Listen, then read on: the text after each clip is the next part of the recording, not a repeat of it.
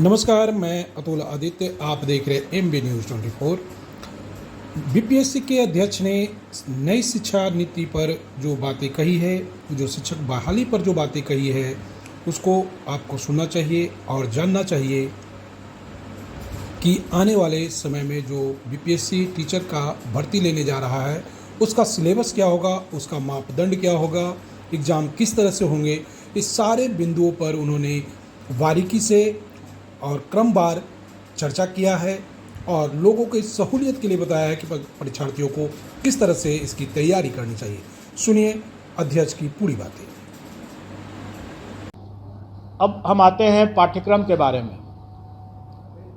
पाठ्यक्रम या और परीक्षा की जो संरचना है वो हम लोगों ने इस तरीके से डिसाइड किया है कि एक पेपर जो होगा वो क्वालिफाइंग नेचर का है और वो भाषा का पेपर जो है वो क्वालिफाइंग नेचर का है। उसमें उसको सिर्फ पास करना है, उसका मेरिट में नहीं जुटेगा वो। उसमें भाषा में 2 सेक्शन रहेगा। एक सेक्शन अंग्रेजी है जो सबको करना है और दूसरा सेक्शन में विकल्प है, मतलब कि वो हिंदी, उर्दू या बंगला। क्योंकि हमारे पास जो पद आए हैं प्राथमिक में, उसमें बंगला के लिए 148 पद है, उर्दू के लिए 12,729 पद है और बाकी जो प्राथमिक के जो बाकी हैं वो सामान्य मतलब हिंदी के हैं। ये जो क्वालिफाइंग वाला जो मामला है जिसमें 25 मार्क्स का अंग्रेजी और मैं आपकी जिज्ञासा को जल्दी ही शांत कर दूंगा। 25 मार्क्स जो रहेगा वो, और सभी एग्ज़ाम जो हमारे हैं वो एमसीक्यू बेस्ड हैं, मतलब कि ऑब्जेक्टिव टाइप के हैं और मल्टीपल चॉइस क्वेश्चंस रहेंगे। और क्वालिफाइंग नेचर का जो पेपर भाषा का है उसमें अंग्रेजी 25 नंबर के रहेंगे, 25 प्रश्न, और हिंदी या उर्दू बंगला जो रहेगा वो 75 का रहेगा। उसमें से कोई एक चुनना है उनको। मतलब टोटल 100 नंबर के 100 प्रश्न रहेंगे और पूरे पेपर में उनको 30% मतलब कि 30 नंबर न्यूनतम लाना होगा, तभी वो पास करेंगे, नहीं तो वो परीक्षा से, प्रतियोगिता से बाहर हो जाएंगे। इसमें जो लोगों को जो जिज्ञासा है कि पहला कि क्या 30% अंग्रेजी में अलग और हिंदी में अलग लाना है, तो ऐसी बात नहीं है। संयुक्त रूप से उनको 30% लाना है, मतलब 30 नंबर लाना है। इसके बाद अब मेन पेपर होगा।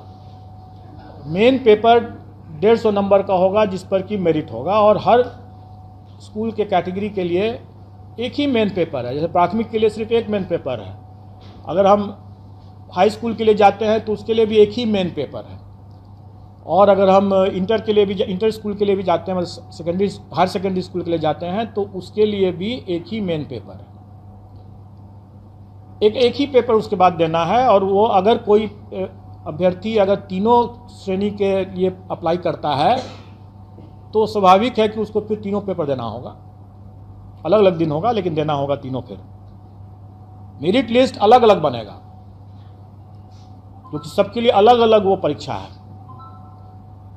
अब रही बात कि जो भी 150 नंबर का जो मेन पेपर हुआ उसका कंपोजिशन इस तरह से रहेगा कि 100 क्वेश्चंस तो रहेंगे वही जो वो अपने विद्यार्थियों को पढ़ाते हैं, उसका टॉपिक, उसका चैप्टर, उसका विषय वो वही होगा जो वो अपने बच्चों को पढ़ाते हैं स्कूल में। इसलिए अगर ये जिज्ञासा है कि उसका हम सिलेबस में विस्तार करके दें, तो मेरा ये कहना होगा कि बिहार एग्जामिनेशन बोर्ड का जो सिलेबस है बच्चों के लिए, उसी को देख लें, उसी को पढ़ लें, चैप्टर उसी के हिसाब से कंप्लीट कर लें, उनका डिटेल सिलेबस हो जाएगा। अगर मान लें कि अगर कोई फिजिक्स का देखता है या कोई हिंदी का देखता है, तो जो अगर कोई इंटर का अगर है वो विषय, तो इंटर में जो पढ़ाई होती है एक फिजिक्स के स्टूडेंट के लिए, उसका वही रहेगा, चैप्टर कंटेंट्स वही रहेगा।